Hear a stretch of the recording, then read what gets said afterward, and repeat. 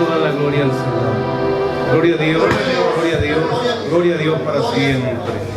Amados hermanos y hermanas, que el Señor les bendiga. Amén. Doy gracias a Dios esta mañana por permitirnos esta oportunidad nuevamente para estar en la presencia del Señor.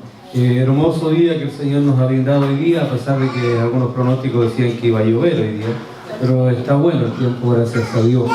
Mire, quiero invitarle a abrir su Biblia en Mateo, Evangelio de Mateo capítulo 5. Mateo capítulo 5.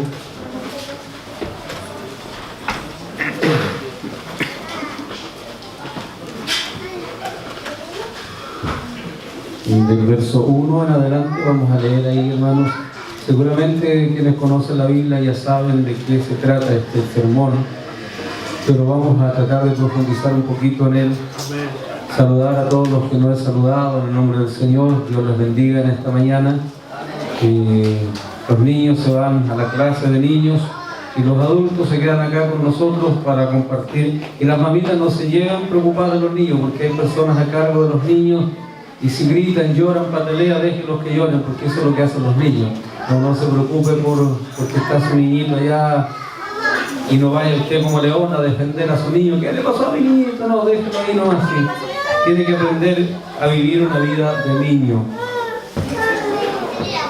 Pónganse de pie, hermanos, vamos a leer en el nombre del Padre, del Hijo y del Espíritu Santo. Amén. Viendo la multitud, subió al monte. Y sentándose, vinieron a él sus discípulos y abriendo su boca les enseñaba diciendo: Bienaventurados los pobres en espíritu, porque de ellos es el reino de los cielos. Bienaventurados los que lloran, porque ellos recibirán consolación. Bienaventurados los mansos, porque ellos recibirán la tierra por heredad. Bienaventurados los que tienen hambre y sed de justicia, porque ellos serán saciados. Bienaventurados los misericordiosos, porque ellos alcanzarán misericordia. Bienaventurados los de limpio corazón, porque ellos verán a Dios. Bienaventurados los pacificadores, porque ellos serán llamados hijos de Dios. Bienaventurados los que padecen persecución por causa de la justicia, porque de ellos es el reino de los cielos. Bienaventurados sois cuando por mi causa os vituperen y digan toda clase de mal contra vosotros mintiendo. Gozaos y alegraos, porque vuestro galardón es grande en los cielos, porque así persiguieron a los profetas que fueron antes que vosotros. Damos la gloria al Señor. Gloria a Dios, gloria a Dios, gloria a Dios para siempre. El Sermón del Monte sin duda es uno de los primeros sermones que nuestro Señor Jesucristo predicó públicamente, dado que se comienza acá en Mateo, el primer libro de los Evangelios, donde nos habla de nuestro Señor Jesucristo. Y viendo la multitud, y se subió al monte. Ya para este entonces había mucha gente que seguía al Señor Jesucristo, personas que tenían necesidad de oír, que les gustaba el mensaje del Señor. Recuerden que Jesús para muchos de su época era un personaje nuevo. Jesús no era conocido en su entorno. Él había venido a predicar la buena nueva del Evangelio, a traer una buena noticia. Y a diferencia de las costumbres hebreas, de las leyes mosaicas y todo eso que existía, Jesús traía un mensaje para ellos nuevo, entre comillas.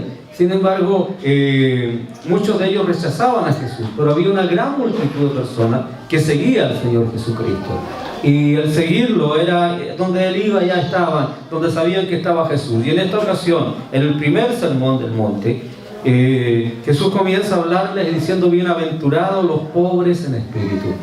Se dice que el Evangelio de Jesús es el Evangelio de los pobres, pero cuidado, que no basta ser pobre para merecer esta bienaventuranza. Dice: los pobres en espíritu.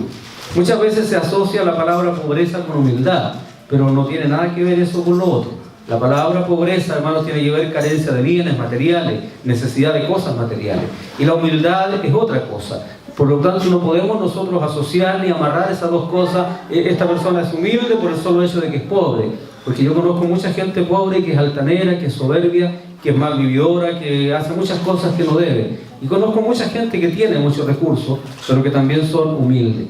Por lo tanto, el texto acá nos habla: bienaventurados los pobres en espíritu. podríamos empezar a desglosar este texto y decir, ¿qué quiere decir pobre en espíritu? Y lo primero que un pobre en espíritu es ama hacer su trabajo en lo oculto sin esperar retribución de los hombres. Una de las cosas que debemos aprender para que la pobreza nuestra espiritual es que todo lo que hacemos, sea de palabra o sea de hecho, debemos hacerlo para el Señor.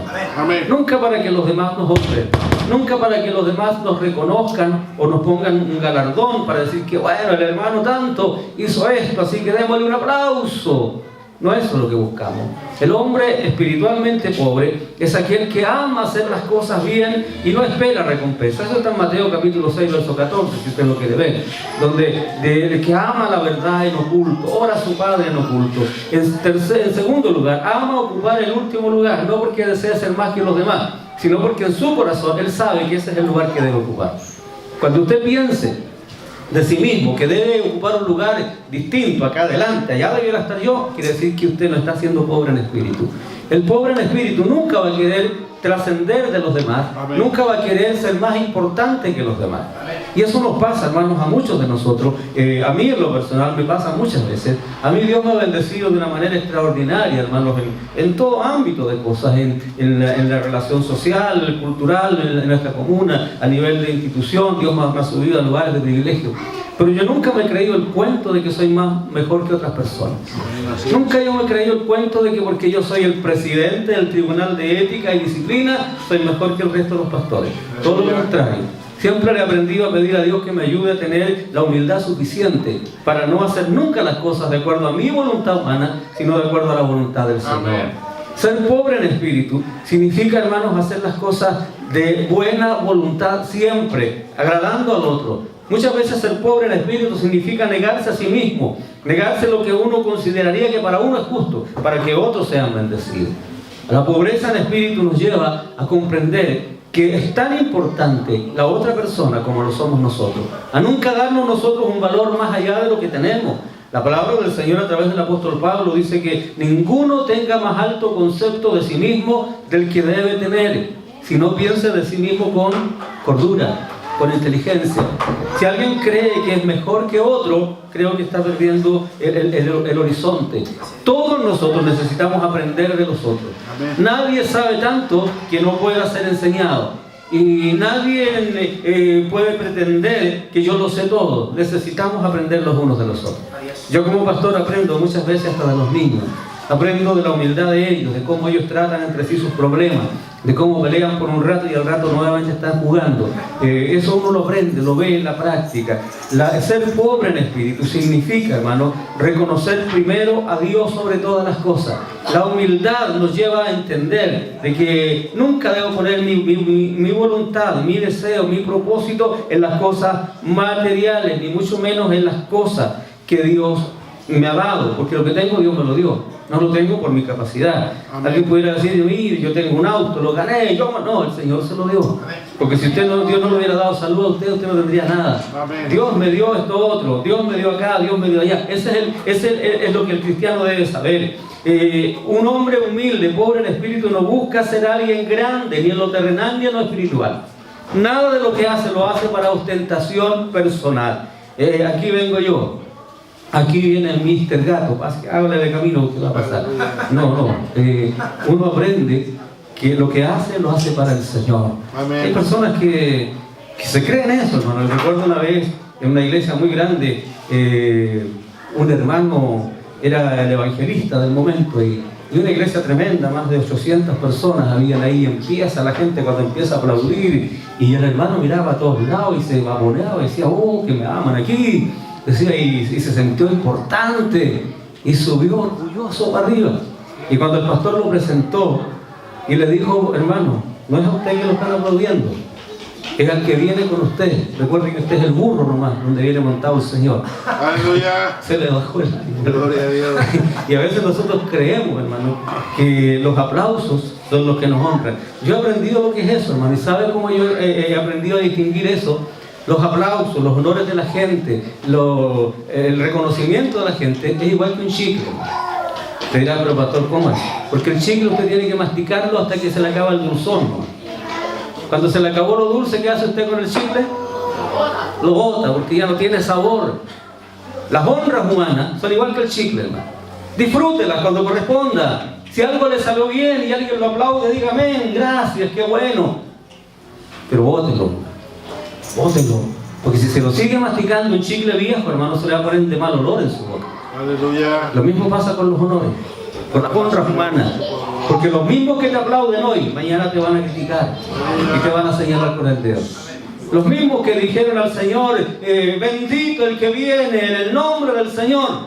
Los mismos, un día después, crucifíquenlo. Así funciona la mente humana. El pobre en espíritu siempre va a tener dependencia absoluta de Dios. Nunca va a depender de sí mismo. Nunca va a creer que uno es autosuficiente en todas las cosas. Por eso, bienaventurado, o sea, feliz. Se me olvidó explicarle. La palabra bienaventuranza significa feliz. Felices los pobres en espíritu. Y ser pobre en espíritu, hermano, no significa tener carencia de bienes materiales. No significa eso, es que para aparentar humildad entonces voy a la iglesia con la ropita más humilde para que... No, si el Señor lo bendijo a usted con un buen traje, póngaselo, lúzcalo porque Dios se lo dio. Pero no crea que ese traje lo hace mejor a usted. No crea que el zapato que se compró de última moda, porque es bonito, la hace superior a las demás hermanas. Amén. No crea usted, hermana, eso, porque se compró un zapato más caro que la hermanita que se sienta en la banca, usted es más importante que la hermanita que está en la banca. Aleluya. No tiene que ver con cosas materiales. La humildad significa, hermanos, reconocer que todo lo que tengo, lo que poseo, lo que yo puedo ostentar, viene de parte del Señor. Aleluya. Y agradecerle a Dios todos los días por lo que soy, por lo que Dios me ha dado. Pero también en el segundo versículo, o en el cuarto texto, dice, bienaventurados los que lloran, porque ellos recibirán consolación. Y este texto, hermano, nos lleva a reflexionar muchas cosas. Las lágrimas humanas son un regalo de Dios. ¿Sabe usted que cuando nacemos, nosotros no podemos hablar? No podemos expresar palabras. No podemos pedir la teta. No podemos pedir el pan. No podemos pedir que nos cambien pañales. No podemos pedir que tenemos frío. No podemos decirle nada a la mamá de esas cosas. Mamá, me duele la guatita. No, los niños no dicen eso. Pero ¿qué hacen los niños cuando tienen problemas? Lloran. La única manera de comunicarse con sus papás o con quienes los están cuidando es llorar. Por lo tanto, bien sabe el Señor que las lágrimas que Él nos regaló cuando nacemos son una herramienta eficaz que nos va a servir para toda la vida. No solo para cuando somos bebés. Pasa el caso curioso que cuando nace un bebé, todo el mundo se alegra, menos él. El único que llora es el bebé.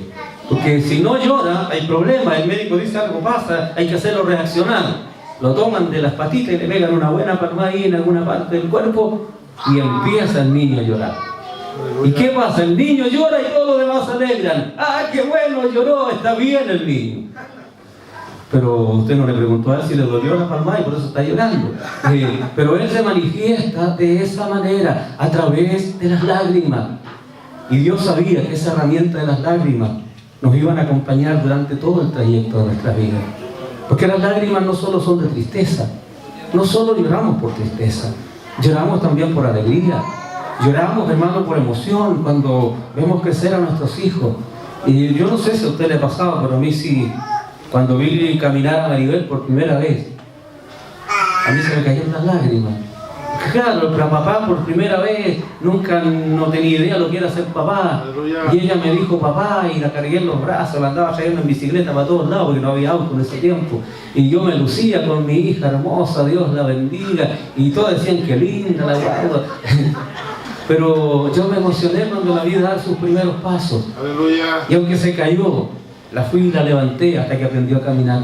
Luego con todas las demás igual. Bárbara, de otra. Son diferentes experiencias, pero el cariño es el mismo. El amor no cambia. Y las lágrimas te van acompañando. Porque luego cuando te das cuenta que aprenden a comer solos, cosas tan triviales como esas, tan sencillas.